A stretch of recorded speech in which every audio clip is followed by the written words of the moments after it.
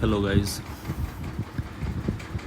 मैंने जैसे कल एक्सप्लेन किया था कि अगर मार्केट ऊपर जाता है तो सेलिंग ही आएगा, ज़्यादा से ज़्यादा जाएगा तो 24 110 120 के आसपास जाएगा। उससे ऊपर जाने की संभावना बिल्कुल नहीं है।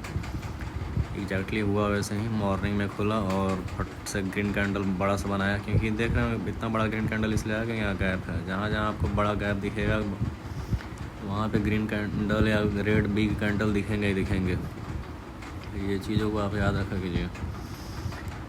तो यहाँ क्लियरली दिख सकता है कि यहाँ गैप था, तो एक बड़ा सा ग्रीन कैंडल मॉर्निंग में बनाया। ये सेंसेक्स निफ्टी का है। सेंसेक्स में तो इससे भी बड़ा वो गैप था, यहाँ देखिए। तो इससे क्लियर ये पता चलता है कि गैप जोन में मूवमेंट फास्ट आता है। तो इसके अलावा कल का एनालिसिस देख लेते हैं, कल क्या हो सकता है। यहाँ पे आप एक चीज़ देखिए कि ये जो 23 का जो लेवल है बार बार रिटेस्ट हो रहा है, बार बार मार्केट आके इसको टच कर रहा है, हिट कर रहा है। ये क्लियर इंडिकेशन दे रहा है कि मार्केट को नीचे ही आना है। ये जो गैप है, एक गैप यहाँ पे है, तो चांसेस है कि ये गैप तो फिल हो जाएगा। मे बी कल ना हो, परसों ना हो, मे बी कल ना हो, मंडे को हो या ट्यूसडे को हो।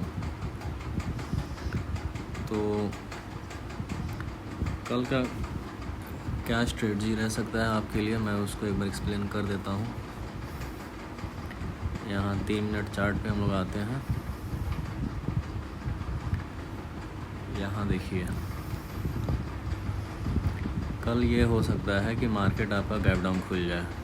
अगर हो सकता है कि मार्केट पहले से इंडिकेशन देता है कि, क्योंकि ये सारी चीज़ें ना इनसाइडर तरीके से चलती हैं, इन सब लोगों को पता रहता है, जो बड़े बड़े FI होते हैं, DII होते हैं, कि आगे आने वाले एक वीक में क्या होने वाला है। उसी हिसाब से लोग मार्केट के स्ट्रक्चर को तैयार करते हैं।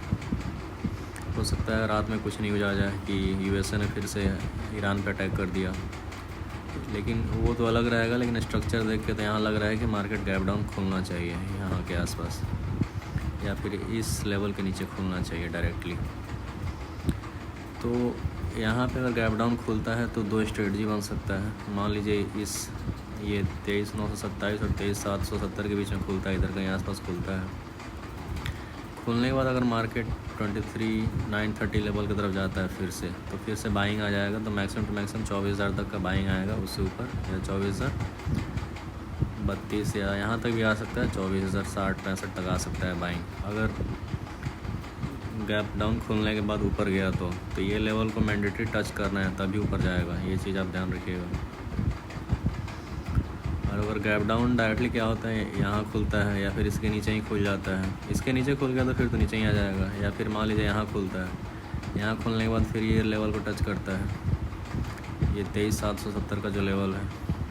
तो 23,770 का लेवल है, तो फिर आपका यहाँ जो है ये सारे इधर लेवल आ सकते हैं। 23,600 700 तक मार्केट गिर सकता है। तो गैप डाउन खुला तो फिर वैसे ही मूवमेंट दिखेगा आपको, स्लोली नीचे जाएगा। तो चांसेस बहुत ज़्यादा हैं।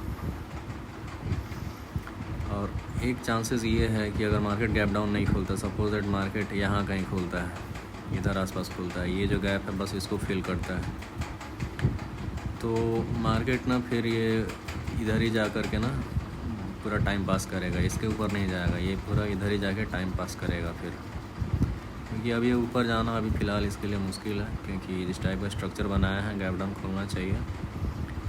तो फिर से मैं बोल दे रहा हूँ, गैप डाउन खुलने के बाद अगर इधर आता है तो ऊपर चला जाएगा। गैप डाउन खुलने के बाद अगर इस लेवल को टच करता है तो फिर नीचे चला जाएगा, और इधर कहीं खुलता है तो फिर नीचे नहीं आएगा, या आपका फिर इधर ही टाइम पास करेगा इसी जोन में, इसके ऊपर भी नहीं जाएगा। रेंज बाउंड टाइप का हो सकता है मार्केट, तो ध्यान दीजिएगा। ये निफ्टी का एनालिसिस हो गया। सेंसेक्स का एक बार देख लेते हैं। सेंसेक्स में तो निफ्टी के हिसाब से आप सेंसेक्स को भी देख लीजिएगा, क्योंकि निफ्टी में ज़्यादा क्लियर कट चार्ट्स दिख रहे हैं, तो ज़्यादा अच्छा है। तो that's all for today, let's see tomorrow what happens.